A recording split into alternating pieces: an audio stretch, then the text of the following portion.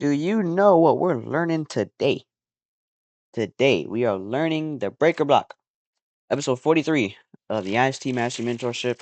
Crush up this paper real quick. Some trash on my desk. Gotta get it off. But yeah, the breaker block. Probably not gonna make this episode too formal because I'm tired. I don't want to, do all that. It's just kind of necessary. If I teach you the concept, hey, it's formal. Anyway, the breaker block is a very, very simple PD array. You remember the break and mark structure that I taught you? It's kind of like that. It's kind of like a reversal PD array, but can also be used in continuations. I'll be showing you that in a minute. But it's primarily its formation is very, very similar to the break and marker structure, but it's not a break and marker structure. It's basically just an array that forms passively after a break and marker structure is created. But that's not like what it's based off of. You get what I'm saying? I'm gonna show you that in a minute because I have a diagram or a graph that I drew above this price action here, just so I can give you a clearer view or a better understanding of how it actually looks. Here we are. This might look like trash, in which I think it does personally, but you might adore this. This would be a breaker block. This is the full formation of a breaker block. Okay. For a breaker block to be created, okay, like I said, it's the same thing like a break and market structure. Some form of liquidity must be purged. Since this is a bearish breaker, an example of a bearish breaker, buy side liquidity must be purged. Okay, in which I already have the buy side liquidity drawing right there, in which I can mark it as liquidity purge, or I can just keep it as buy side liquidity so you remember. What price will do for a breaker block to get created, I think there's like 5 to 6 swings. No, not 6, 7. First swing, right, is this downswing right there. This swing right here. Okay. Well, it's really this one here. This one rallies up, creates a high, right? Next swing, the second swing, drops down, creates a low. Mind you, this is a bearish breaker, so listen up. The third swing comes up and breaks that high. That can be buy side liquidity too.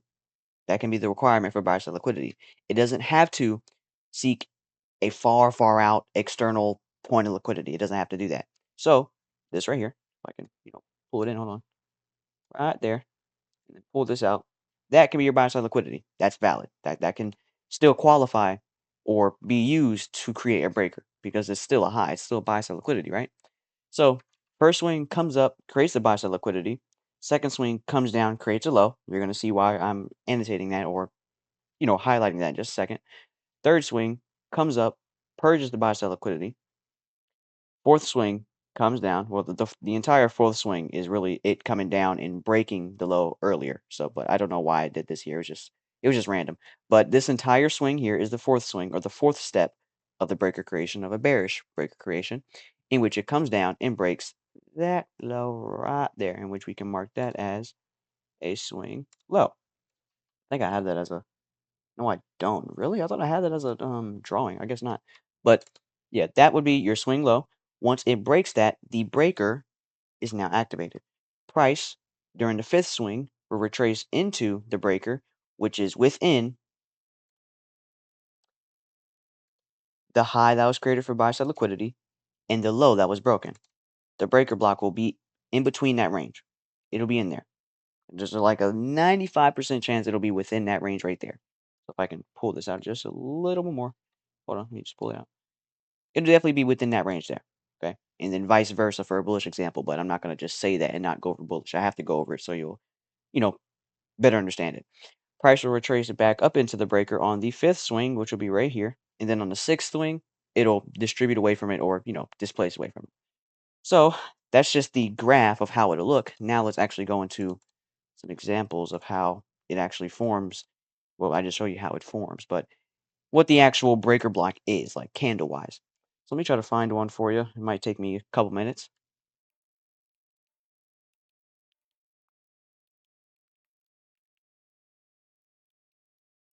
Okay, I think I found one, a bullish example. So I'm training both sides of your brain immediately. So let's go ahead and do that. Okay, now everything that you learned in the bearish graph that I showed is literally just flipped around. Literally, okay? So let's go ahead and analyze this real quick. I think there's 6 swings. Yeah, there's six. Well, I can't even say that. There's 6 swings. Try to say that 5 times. My goodness, I can't even do it 2 times. Anyway, we have the first swing here, which comes down, creates the the low for sell side liquidity. Or, like I said, there can be external liquidity. So if you want to use that back here, that can still work too. So that can be your sell side liquidity that it purged. That can be fine. So we got the sell side liquidity back here. First swing comes down, second swing comes up, creates the high for the breaker to get activated later in the future. You can already see it. Third swing drops down, purges liquidity. Fourth swing jumps up above here, activating the breaker block. Once it jumps above that swing there, it's activated. Mind you, I forgot to mention this, but it's the latest swing. Okay. And since this is a bullish example, it'll be the latest swing high. Okay. Before sell side liquidity is purged. Okay. So if sell side liquidity is purged and then the swing high gets created, that no. You don't want, no. It must happen before then. Okay. That's why I'm trying to kind of like separate the swings so you won't get it confused in the future. So it's already like conditioning you to not think of that or not make that mistake. First swing drops down, second swing jumps higher, creates that high later in the future. See that, right? You see how it creates the two swings needed, the one for sell side liquidity, in which is not really necessary because we have a bunch of sell side liquidity over here. But you get the point. It's creating the primary swings needed to actually create the breaker before we seek sell side liquidity right here.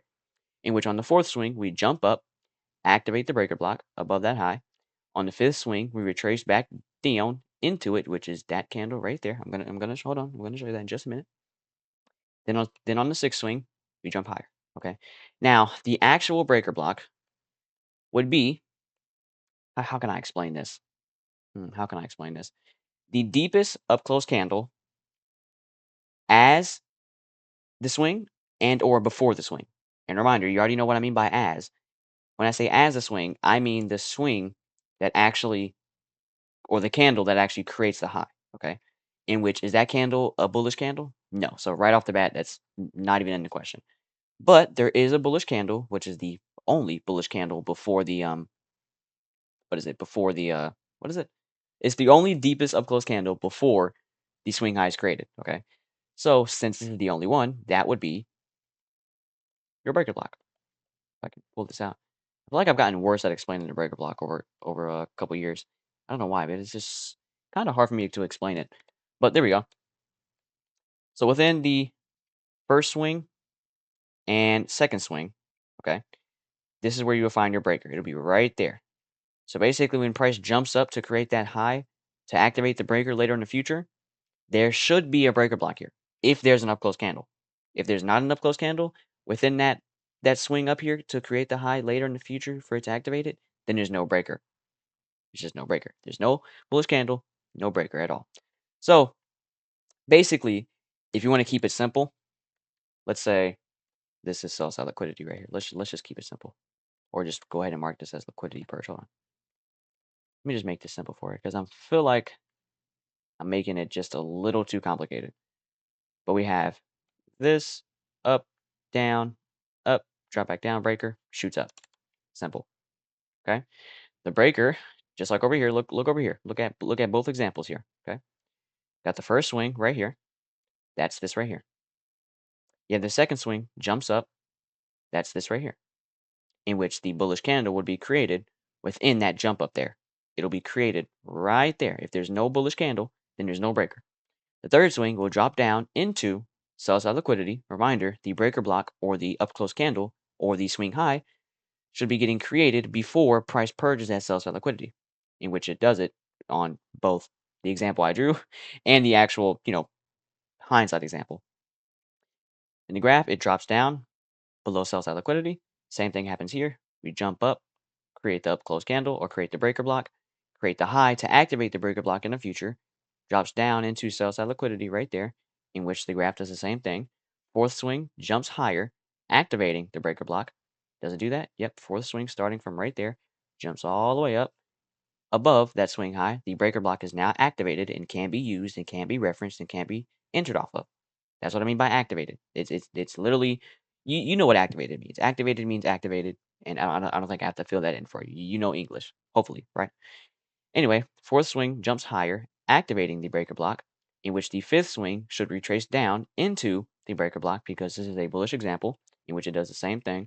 over here, drops down into the breaker block, in which the sixth swing, or the final swing, should move away from the breaker block and, displace higher, in which it does that in the hindsight example and in the little graph or the drawing that I drew. See that? Pretty simple, right?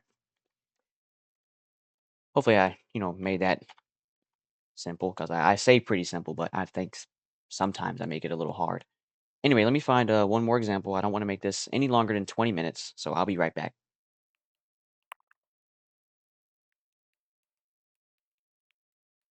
Okay, I didn't find an example, but this is just, I guess, a little clarification of what I was saying earlier on how if there's no down close candle within, the second swing when it reaches down to create the swing low, because this is a bearish example, then there's no breaker block.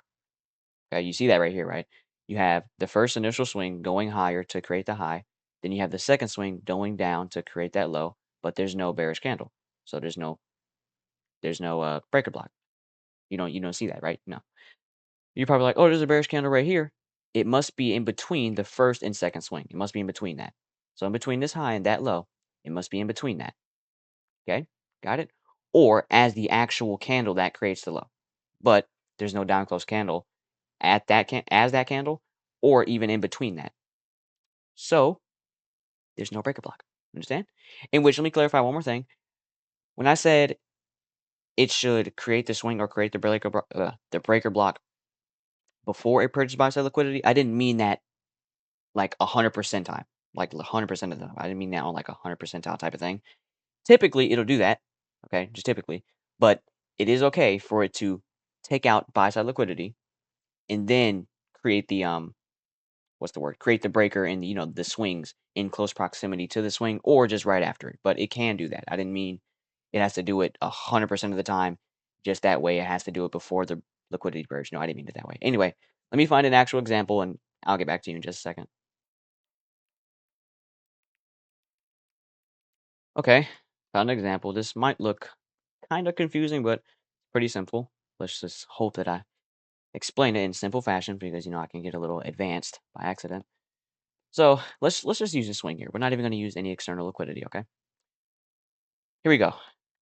We have the first swing up, creating a swing high. All right. We have second swing down, creating the swing low.